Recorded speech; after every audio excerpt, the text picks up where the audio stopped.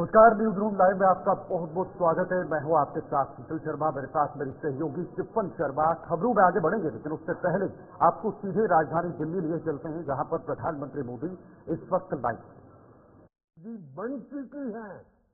मतलब उनकी एक साल की इनकम 1 लाख रुपए से ज्यादा हो गई है और ये हर वर्ष कमाने वाले हैं। साथियों, आज भारत दुनिया की तीसरी सबसे बड़ी अर्थव्यवस्था बनने की दिशा में आगे बढ़ रहा है। देश की तरक्की देख देश का युवा ये भी पूछता है और स्वाभाविक है, उसके मन में सवाल है कि जो गति आज है, जो विस्तार आज है, वो गति पहले क्यों नहीं पकड़ी? इसका जवाब है, पहले की सरकारों में नीति और नियत दोनों का अभाव था। साथियों, आप याद करिए, पहले ऐसे कितने ही सेक्टर थे जिनमें भारत लगातार पिछड़ता जा रहा था। खासकर टेक्नोलॉजी के क्षेत्र में दुनिया में नई नई टेक्नोलॉजीज आती थी, लेकिन भारत में हम उनका इंतजार करते रहते थे, सोचते थे भैया दुनिया में तो आया, हमारे यहां कब आएगा?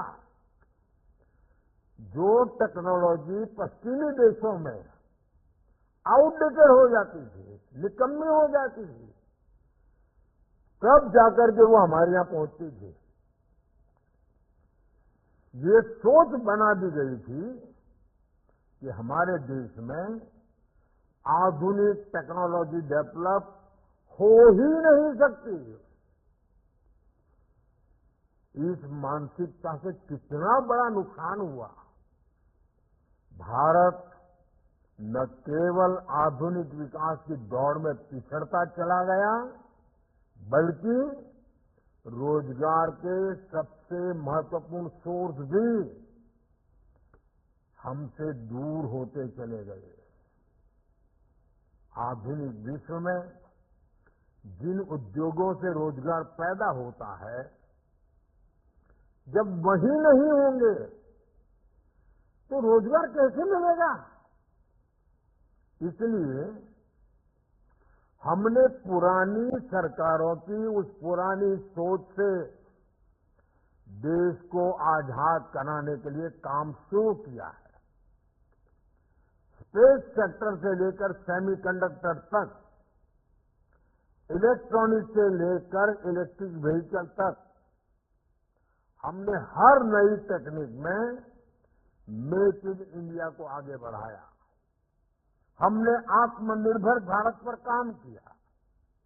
देश में नई टेक्नोलॉजी आए, नए फॉरेन डायरेक्ट इन्वेस्टमेंट आए। इसके लिए हमने PLI स्कीम लॉन्च की।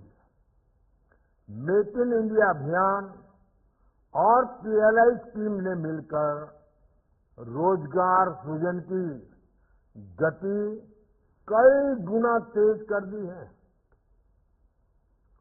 आज हर सेक्टर के उद्योगों को बढ़ावा मिल रहा है। इससे अलग अलग फील्ड के युवाओं के लिए नए मौके बन रहे हैं। आज देश में भारी निवेश हो रहा है और रिकॉर्ड अवसर बन रहे हैं। पिछले 8 वर्षों में 1.5 लाख से ज्यादा स्टार्टअप लॉन्च हुए हैं। आज भारत में दुनिया का तीसरा सबसे बड़ा स्टार्टअप इकोसिस्टम है। इन सारे सेक्टर्स में हमारे युवाओं को आगे बढ़ने का मौका मिल रहा है, उन्हें रोजगार मिल रहा है। साथियों, भारत के युवाओं की क्षमता बढ़ाने के लिए आज उनके स्किल डेवलपमेंट पर सरकार का बहुत फोकस है। इसलिए हमने स्किल इंडिया जैसे मिशन शुरू किए। आज सैकड़ों कौशल विकास केंद्रों में युवाओं को ट्रेनिंग दी जा रही है। हमारे युवाओं को एक्सपीरियंस और अपॉर्चुनिटी के लिए भटकना न पड़े, हमने इसकी भी व्यवस्था की है। प्रधानमंत्री इंटर्नशिप योजना के तहत भारत की टॉप 500 कंपनीज में पेड इंटर्नशिप का प्रावधान किया गया है। हर इंटर्न को 1 साल तक 5,000 रुपया प्रति माह दिया जाएगा। हमारा लक्ष्य है कि अगले 5 वर्षों में 1 करोड़ युवाओं को इंटर्नशिप का अवसर मिले। इससे युवाओं को अलग अलग सेक्टर्स में रियल लाइफ बिजनेस एनवायरनमेंट से जुड़ने का मौका मिलेगा।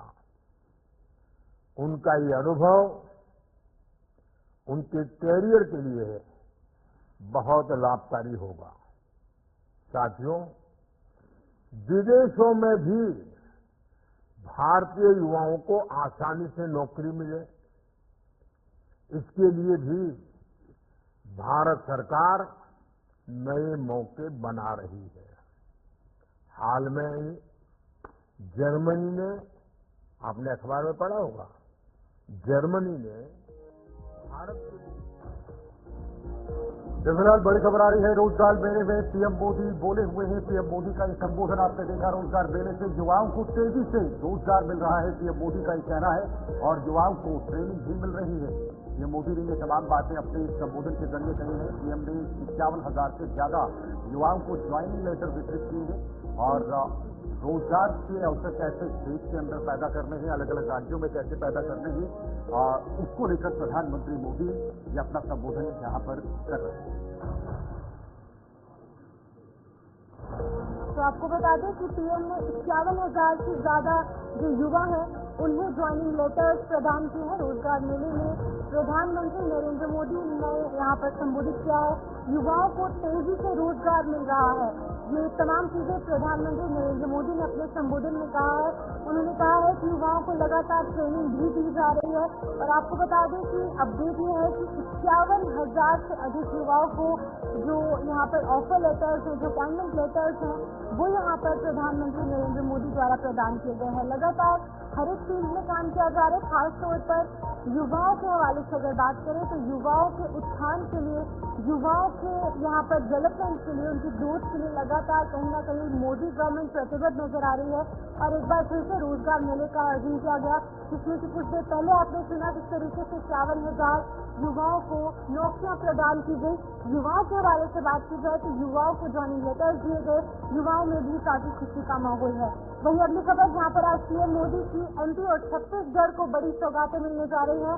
यहाँ पर 12,850 करोड़ की हेल्थ इंफ्रास्ट्रक्चर को बढ़ावा दिया जाएगा। देश की पहली एयर एम्बुलेंस संजीवनी भी यहाँ पर लॉन्च की जाएगी। 11 एम्स में ड्रोन सर्विसेज भी यहाँ पर उनकी भी शुरुआत देखने को मिलेगी। आज पीएम मोदी की मध्य प्रदेश और छत्तीसगढ़ को बड़ी सौगातें, जिस तरीके से कल हमने देखा गुजरात को बड़ी सौगात दी गई।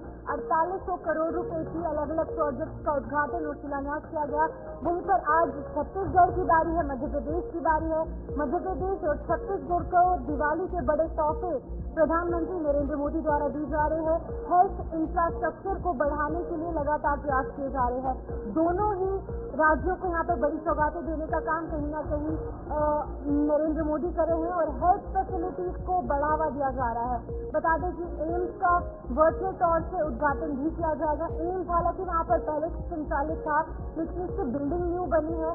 नई बिल्डिंग के चलते यहाँ पर एक बार फिर से इसका इनॉग्रेशन जो है वो जो है जहां पर प्रधानमंत्री नरेंद्र मोदी वर्चुअल तौर से करते नजर आएंगे। यानी ओवरऑल बात की जाए तो हेल्थ इंफ्रास्ट्रक्चर को बढ़ावा देने का काम मोदी सरकार कर रही है। छत्तीसगढ़ और मध्य प्रदेश दोनों ही राज्यों को बड़ी सौगातें इस दिवाली पर मोदी सरकार की तरफ से आज मिलने जा रही है।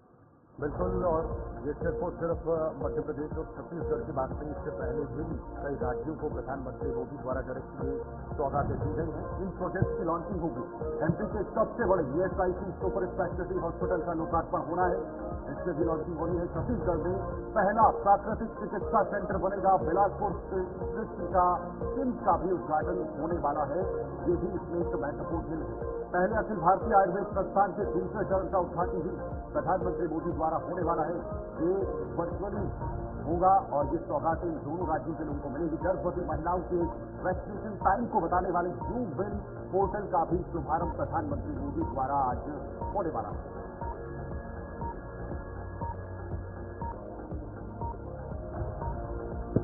तो आपको बता दें कि क्लाइमेट चेंज और ह्यूमन हेल्थ के लिए state specific action plan launch होगा। आपको बता दें कि ये तमाम बड़ी सौगातें कहीं ना कहीं मोदी गवर्नमेंट लेकर आई है। हेल्थ अवेयरनेस बढ़ाने के लिए प्रकृति परिशिक्षण अभियान की शुरुआत भी प्रधानमंत्री नरेंद्र मोदी द्वारा देखने को मिलेगी। यानी कि पर्यावरण की बात हो या फिर हेल्थ को लेकर बात हो, लगातार मोदी गवर्नमेंट जो है वो प्रतिबद्ध है, लगातार काम किया जा रहा है। हेल्थ इंफ्रास्ट्रक्चर को बढ़ावा देने के लिए कहीं ना कहीं मोदी गवर्नमेंट जो है वो काम कर रही है, क्योंकि हेल्थ इंफ्रास्ट्रक्चर हमेशा से कहीं ना कहीं चर्चाओं का विषय रहा है। कहीं ना कोई खामी रह जाती है, लेकिन अब एक बार फिर से मोदी गवर्नमेंट द्वारा काम किया जा रहा है। सेंट्रल गवर्नमेंट प्रतिबद्ध नजर आ रही है। तो इस खबर पर अधिक जानकारी देने के लिए शंभू राही हमारे संवाददाता ज्वाइन कर चुके हैं। शंभू, आपसे जानना चाहूंगी, छत्तीसगढ़ को बड़ी सौगातें आज भी और प्रधानमंत्री नरेंद्र मोदी द्वारा दी जा रही है, हेल्थ इंफ्रास्ट्रक्चर में बढ़ावा देखने को मिलेगा, क्या कुछ पूरी जानकारी है?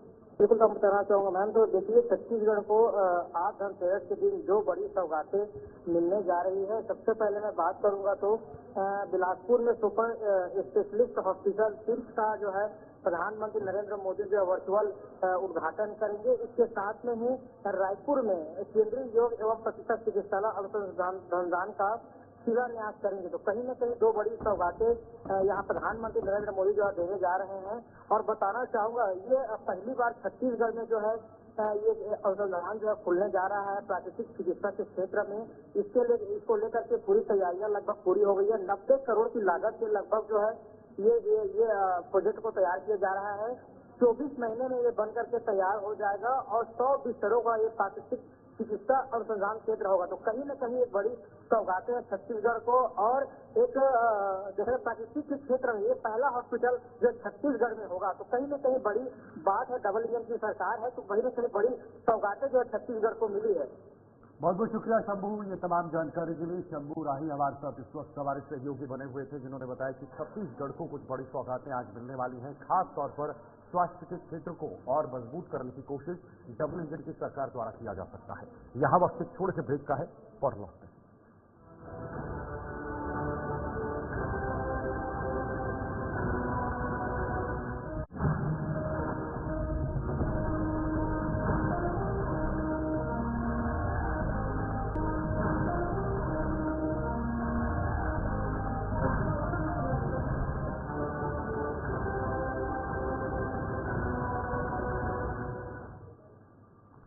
ब्रेक के बाद एक बार फिर से आप सभी का बहुत बहुत स्वागत है न्यूज रूम लाइव में। अब वक्त तो चला है आगे बढ़ने का। इस वक्त बड़ी खबर जम्मू कश्मीर से, जहां पर आतंकवाद और सेना के बीच का ये मुठभेड़ और आतंकवाद पर सेना ने बड़ा प्रहार किया है।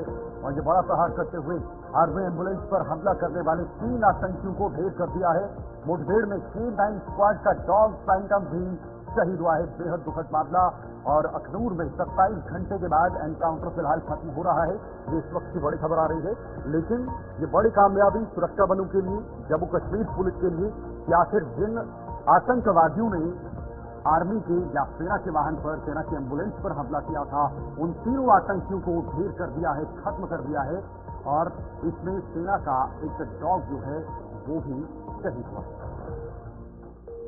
बिल्कुल, आपको बता दें कि आर्मी एम्बुलेंस पर जिस तरीके से कल सुबह तकरीबन 7 से 7:30 बजे के बीच में एक हमला पेश आता है, जिसमें कि एक सेना की एम्बुलेंस को निशाना बनाने की कोशिश की जाती है। और कहीं ना कहीं गनीमत ये रही कि कोई भी जानी नुकसान नहीं हुआ। लेकिन ये हमला जो है, ये अटैक एक एनकाउंटर का रूप ले लेता है और इस एनकाउंटर के दौरान कल एक आतंकी को ढेर किया गया और आज की रिपोर्ट ये साझा की जा रही है कि 2 और आतंकियों को मार गिराया गया है। 3 आतंकियों को इस पूरे ऑपरेशन में ढेर किया गया है।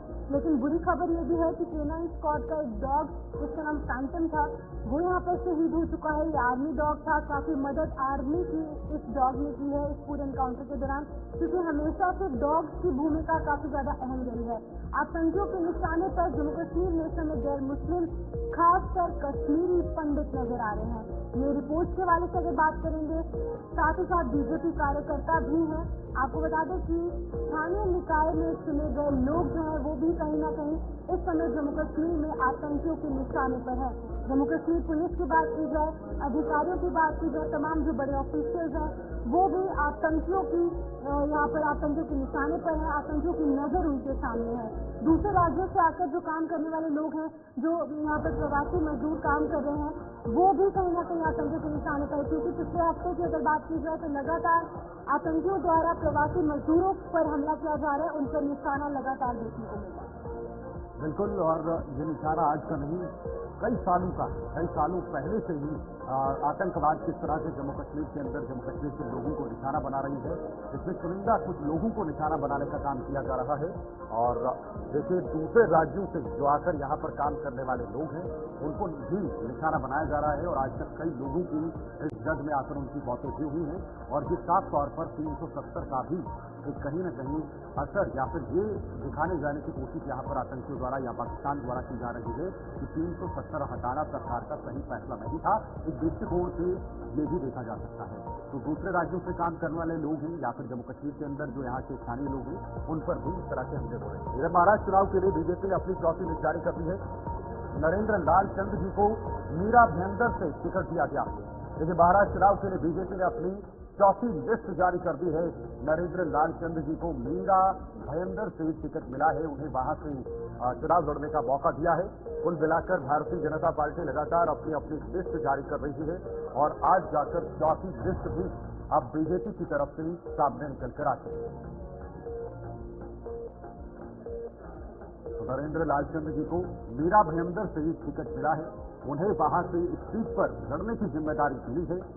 ऐसे में कई सारे ऐसे प्रत्याशी हैं, कई ऐसे नेता हैं जिन्हें टिकट दिया गया है। चर्चित चेहरे, नामित चेहरे और कुछ मुख्य चेहरे हैं। सभी राजनीतिक दल इस वक्त चुनाव की तैयारी में जुटे हुए हैं। चुनाव को जीतने के लिए चुनाव में नॉमिनेशन की आज आखिरी तारीख भी है और आज आखिरी तारीख है, तो जाहिर सी बात है आज बचे खुचे जो प्रत्याशी होंगे उनके नाम भी सामने आएंगे और वो भी अपना अपना नामांकन करेंगे। तो इधर महाराष्ट्र में या फिर दूसरी तरफ झारखंड की बात करें तो वहां पर भी चुनाव को लेकर इस वक्त गर्मियां देखने को मिल रही हैं और झारखंड में 2 चरणों के अंदर मतदान होंगे। 23 को परिणाम निकल कर आएंगे, लेकिन महाराष्ट्र में एक ही चरण के अंदर सभी सीटों पर मतदान होने वाले हैं और उन सभी सीटों पर एक ही साथ जो है वो चुनाव परिणाम निकलकर सामने आएंगे। उसमें न सिर्फ झारखंड और महाराष्ट्र शामिल होगा, बल्कि उसमें कुछ उपचुनाव के जो परिणाम है वो भी इसी के साथ निकलकर सामने आने वाले हैं। तो आपको बता दें कि झारखंड और साथ ही साथ महाराष्ट्र में यहाँ पर विधानसभा चुनाव होने हैं और इन विधानसभा चुनाव के साथ साथ उत्तर प्रदेश, उत्तराखंड और कई अन्य जगहों पर उपचुनाव भी होने हैं, जिनका ऐलान इलेक्शन कमीशन ऑफ इंडिया द्वारा हो चुका है। और आज आखिरी तारीख है नॉमिनेशन फाइल करने की और इससे पहले लगातार प्रत्याशियों की सूचियां जारी की जा रही है। इस तरीके से आज भारतीय जनता पार्टी द्वारा चौथी लिस्ट जारी की गई है। वहीं पर अगर बात करें ईसी की तो उन्होंने संवेदनशील इलाकों में कहीं ना कहीं हाई अलर्ट जारी किया गया है और महाराष्ट्र और झारखंड में सभी तरीके की तैयारियां जो है वो असेंबली इलेक्शन को लेकर कर दी गई है। सभी राजनीतिक दल द्वारा अलग अलग टाइम पर अपनी सूचियां जारी की जा रही है, क्योंकि आज आखिरी तारीख है नॉमिनेशन फाइल करने की, जिसके चलते की संवेदनशीलता को देखते हुए चौकसी बढ़ाई गई है। सुरक्षा व्यवस्था चाक चौबंद महाराष्ट्र और साथ ही साथ झारखंड में देखने को मिल रही है। बिल्कुल, देखो ये चुनाव है और चुनाव 5 साल के बाद एक बार होते हैं। किसी भी राज्य में 5 साल का जो अंतराल होता है और इससे पहले आज जो ये साल 2024 का रहा, ये पूरी तरह से चुनाव से भरा रहा। शुरुआत में लोकसभा के चुनाव पूरे देश के अंदर हुए, उसके बाद हरियाणा और जम्मू कश्मीर में विधानसभा के चुनाव हुए और जम्मू कश्मीर के चुनाव इससे भी नजरों में थे, क्योंकि कई सालों के बाद यहाँ पर चुनाव हुए हैं। उसके बाद अब महाराष्ट्र और झारखंड की चुनाव सबकी नजरें इन दोनों राज्यों पर बनी हुई है। इसके साथ साथ उपचुनाव में भी नजर बनी हुई है। इधर आप सांसद स्वाति मालीवाल को कोर्ट से राहत मिली है, ये बड़ी खबर आ रही है। 2 से 15 नवंबर तक यूएस जाने की अनुमति उन्हें मिल गई है और आप सांसद हैं, स्वाति मालीवाल राज्यसभा सांसद हैं, उन्हें फिलहाल कोर्ट से राहत मिल गई है। 2 से 15 नवंबर तक उन्हें यूएस जाने की अनुमति कोर्ट की तरफ से दी गई है, यानी इन दिनों के बीच में वो यूएस जा सकते हैं अपने अभिव्यक्ति के तौर पर। और ये फिलहाल उनके लिए एक बड़ी राहत की खबर है। एक कंट्रोवर्सी चली थी, एक तरफ से स्वाति मालीवाल और दूसरी तरफ से अरविंद केजरीवाल के पीए जो विमो कुमार हैं, उनके बीच की ये कंट्रोवर्सी चली थी जो कोर्ट तक पहुंची और अब कोर्ट ने फिलहाल उन्हें थोड़ी बहुत राहत देने की यहां पर कोशिश की।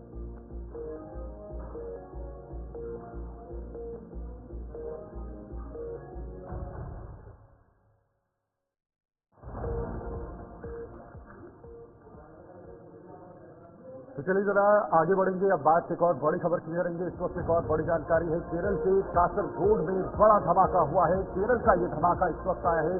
आतिशबाजी के दौरान ये धमाका हुआ है और जैसे जैसे दीपावली नजदीक आ रही है आतिशबाजी भी हो रही है, लेकिन उसके साथ साथ धमाके भी हो रहे हैं। धमाके में 150 लोग घायल होने की खबर आ रही है।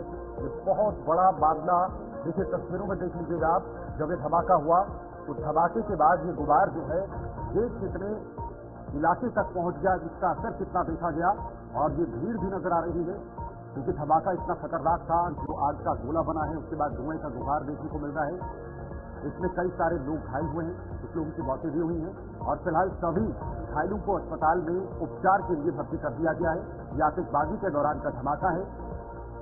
आतिशबाजी से पटाखा गोदाम तक ये चिंगारी पहुंची है। आतिशबाजी हुई, पटाखा गोदाम होगा वहां पे और उसमें चिंगारी पहुंच गई और जब पटाखे की गोदाम में आग लगती है तो आप खुद अंदाजा लगाइएगा कि वहां का क्या माहौल होगा, किस तरह से पटाखों के गोदाम में ये आग लगी होगी और उससे जो आसपास के लोग हैं उनमें किस तरह का हड़कंप देखने को मिला है। 150 लोग घायल हुए हैं। 8 की हालत गंभीर है। माफ कीजिए, अभी मौत इसमें नहीं हुई है, इसमें कोई पुष्टि नहीं हुई है, लेकिन 8 लोगों की जो हालत है वो काफी गंभीर बनी थी। बता दें कि केरल के कासरगोड का ये मामला है जहां पर एक मंदिर में सोमवार रात करीब 12 बजे के करीब एक बड़ा मामला पेश आता है। आतिशबाजी के दौरान एक ब्लास्ट हुआ जिसमें कि 150 के करीब लोग जो हैं वो घायल हो चुके हैं। लेकिन अभी बुरी खबर यह है कि आज की हालत काफी ज्यादा खराब बताई जा रही है। बाकी के जो लोग हैं उनकी सामान्य तौर से जो स्थिति है वो थोड़ी सी नाजुक बनी है, लेकिन आपको बता दें कि ब्लास्ट के कारणों का अभी तक पता नहीं चल पाया है।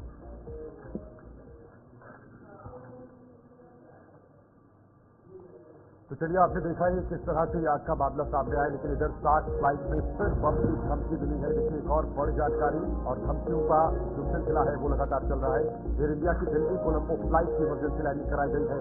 15 दिनों में 400 से ज्यादा फ्लाइट में बम की धमकी मिली है। केंद्र की सोशल मीडिया प्लेटफॉर्म को एडवाइजरी जारी कर दी गई है और इन धमकियों को, अगर ये धमकियां बड़े हमले में तब्दील ना हो, उसको लेकर फिलहाल काम किया जा रहा है। इमरजेंसी लैंडिंग करवाई जा रही है, लेकिन सिलसिला धमकियों का लगातार जारी है। चिपन धमकी मामले में अभी तक फिलहाल कुछ कार्रवाइयां भी हुई हैं। 400 से ज्यादा फेक थ्रेट भी मिली है। देखिए फेक इसमें थ्रेट भी मिल रही है, फेक धमकियां भी मिल रही है। आखिर ये कौन कर रहा है, किस वजह से कर रहा है, किस कारण से और इसका करने के पीछे क्या कारण है, ये अभी तक पता नहीं चल रहा है। तो आपको बता दें कि 15 दिन में 400 से अधिक फेक मिले हैं। हालांकि लगातार पुलिस द्वारा इस मामले को लेकर संज्ञान लिया जा रहा है और 2 लोगों को गिरफ्तार भी किया गया है। उनसे पूछताछ की जा रही है और उनसे पूछताछ के चलते आगे की कार्रवाई भी की जाएगी।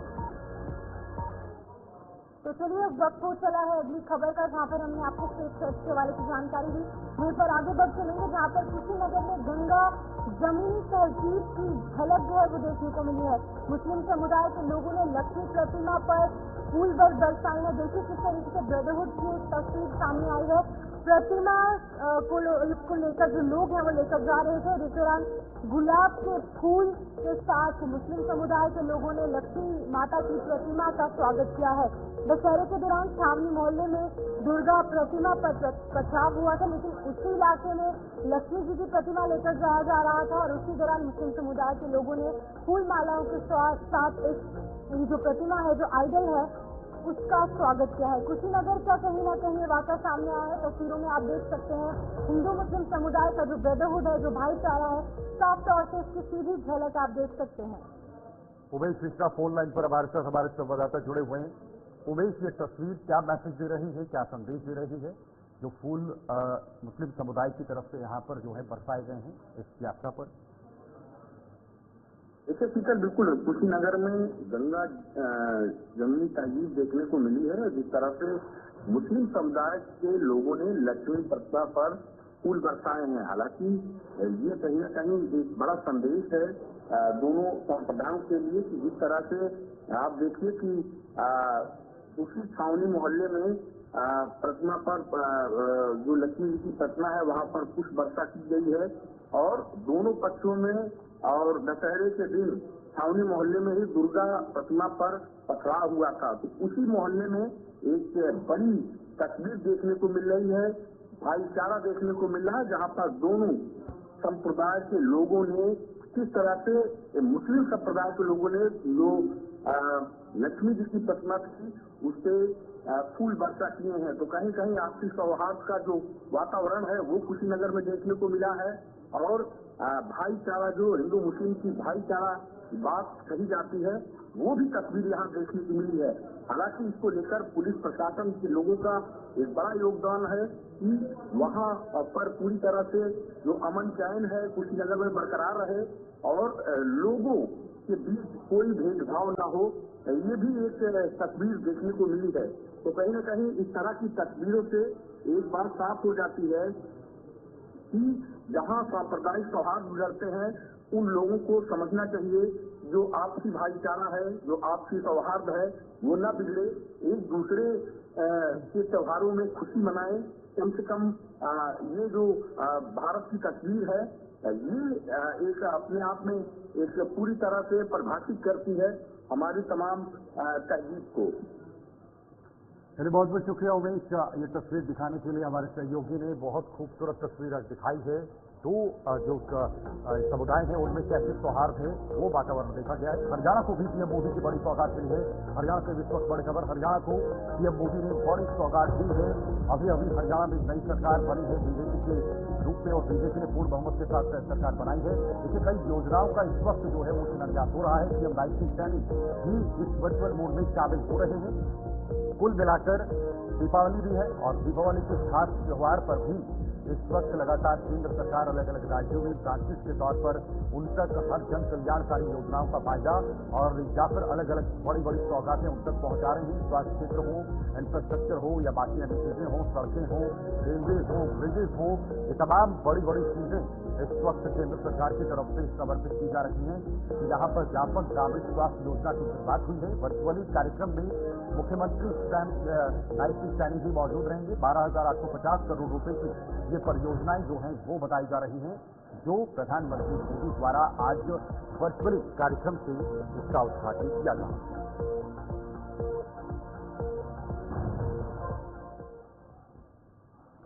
न्यूज रूम लाइव में आज के लिए फिलहाल इतना ही। मुझे और मेरी सहयोगी को दीजिए इजाजत। नमस्कार।